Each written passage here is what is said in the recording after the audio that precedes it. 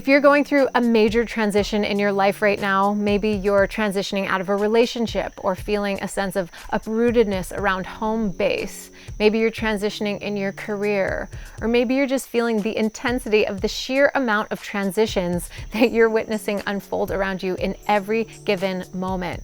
Because this is an intense time to be alive, and if you're feeling it, then you want to tune into this. Because this is a drastically different time that we're living in. We are living in a time of extreme, rapid change. And the way that most people are navigating this change, we know is not very effective. We're witnessing more chronic stress, more dis-ease, more disconnection than ever before. So how do we learn how to more effectively navigate this time that we're living in? Well, I like to say that this is no longer the era of needing to acquire the right skill sets to navigate this new terrain. The necessity of this era urges us to adopt the right mindsets, or what I call heart mindsets, new ways of thinking and feeling, new ways of being and perceiving, so that we can more effectively navigate this time of change, so that we can actually learn how to hold our seat, hold our center, and stay open in the face of all of this change that we're witnessing without being constantly tossed around by life, and actually learning how to become more comfortable in the face of all of this change and this transition and the amount of suffering and pain that this change and transition is causing in so many people's lives. And this is how we become more resilient and we more effectively navigate this time. And I like to think of this content as like Jedi training for the 21st century, for this medicine tribe I call warriors of light, people who totally get that there's such a strong necessity for us to wake up in our own lives right now so we can help the awakening of humanity. Because we don't have to look very far to see that shit is getting real on the planet right now. And how we choose to navigate this time of change is going to make a big difference. Because when we brace ourselves against it and we shut down and we contract, we're choosing to tune out, we're choosing to numb out, we're choosing unconsciousness. And that's where so many of the problems we're seeing unfold on the planet right now stem from this place of shutting down. So learning how to stay open is essential here, and of course it's not an easy path. That's why it's the path of the warrior. It takes a lot of courage and a lot of willingness and strength to lean into these uncomfortable places.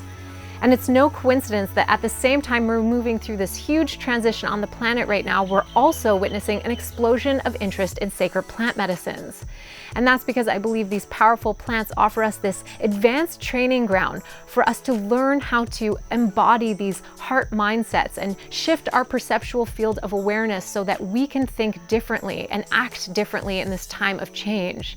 And it helps us lift these veils of illusion that we have been clinging to in our lives as defense mechanisms that have helped us stay shut down and contracted, so that we can open and learn how to keep an open heart and an open mind in the face of all of this change. And so there's one particular veil of illusion I'd like to talk about in this video.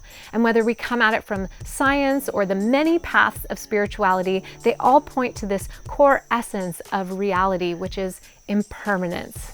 So when we're faced with big transitions that happen very quickly, these moments in our lives that feel like crisis, when the rug is being pulled out from under us, as I experienced when the lava started flowing and we were evacuating our land on the big island of Hawaii, these moments where we pierce that veil of illusion so quickly and we see that everything is so impermanent. And I was faced with the reality that everything is changing, but I had been solidifying it and attaching myself and concretizing this reality that actually is so much more fluid.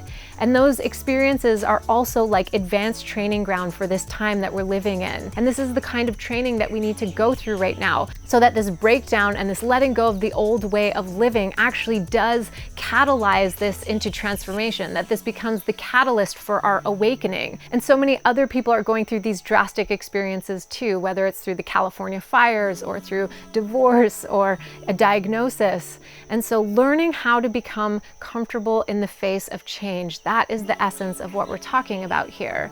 And of course, we can rationally agree, yes, everything is changing in every moment, but emotionally, this is so hard for us to grasp because it touches too close to home. By acknowledging this, it means that we also have to acknowledge our own impermanence, that we're also going to come to pass. And of course, that's really uncomfortable.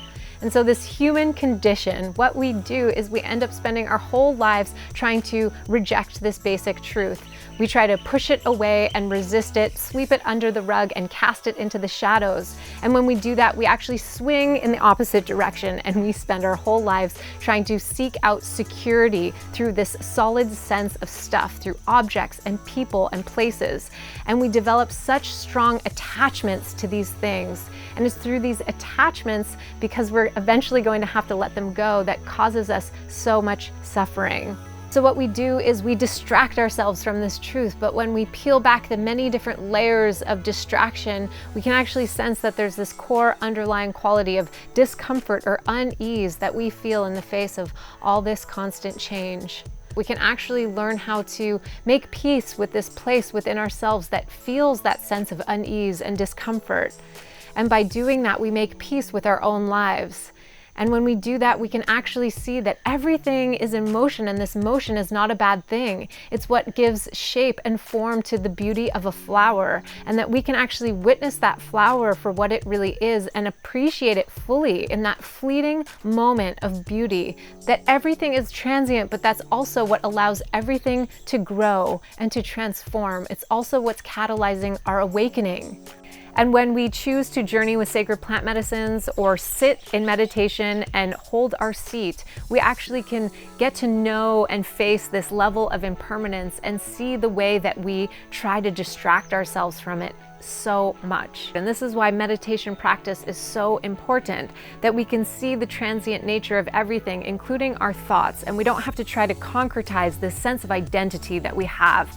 And we can allow a little bit more flexibility, a little bit more spaciousness in our lives to think differently, spaciousness for something new to happen. Instead of concretizing and holding on to these routine, habitual ways of thinking and being, we actually can open, and plant medicines help us open. And it's so interesting that working with sacred plant medicines, like in these FDA-approved studies with psilocybin, that they're helping terminally ill cancer patients come to make peace with their own lives, and they're having remarkable success. But we don't need a diagnosis like that to actually start making peace with our own passing in our own lives. And I've had these really profound experiences journeying with plant medicines where I truly bowed at the altar of my own death, and it was incredibly challenging, and the grief was so immense. And when we choose to move through the places of pain and suffering and grief, rather than shunning it and constantly looking in the other direction, we actually move through it and get to the other side.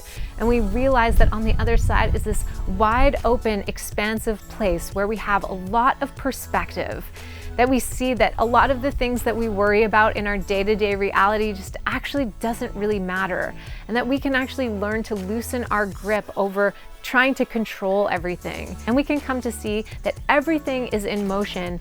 And instead of this reality just continuing to pummel us like a wave over and over and over again, we actually learn that we can channel this energy and harness it in a good direction in our lives, and we can catch that wave and feel the exhilaration of being alive, that we can lean into life and love more deeply, live more completely, and appreciate it more fully. And that is freedom. And when we come to this place, we stop rejecting this truth of reality, that we hold our seat in the middle of it all, and that through all of this change, this rapid change that we feel like we're trying to hold on for dear life, we can actually hold our center and hold our seat and witness the change that's happening without being pushed in every direction. Because our center is our center of power. This is where we're most integrated. This is how we come up with the best solutions to some of the greatest problems we're facing on the planet right now. And so when we choose to walk this path of the warrior and we choose to lean in, we actually have the capacity to make peace with life. We can open the channel and not cling and grasp to all of these solid sense of things, and we open our hands to allow energy to flow in through us and out into the world, and we keep that energy moving. And we stop blocking this energy by trying to concretize and making it so much more dense and holding on, and we honor life. We bow down to this nature of impermanence, and we honor the divinity of it all. Yes, we are also going to come to pass. Let's acknowledge that. Let's hold our seat, our center in the midst of all of this change, of all of this impermanence. and be able to make decisions for our lives from this place of power, from this place of greatest perspective. And let us honor our lives so that we can love more fully and more completely and know that it's all going to come to pass. We're transitioning into a time of awakening where we need to let go of the density of our attachments to stuff. And in this process, I know it's challenging. I've felt this and continue to feel the pain of this letting go in my own life. But on the other side of it is freedom.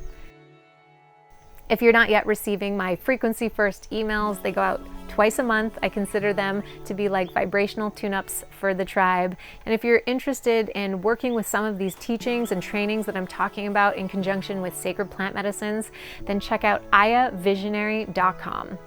With so much love from my heart to yours, I'm Live Free Laura D.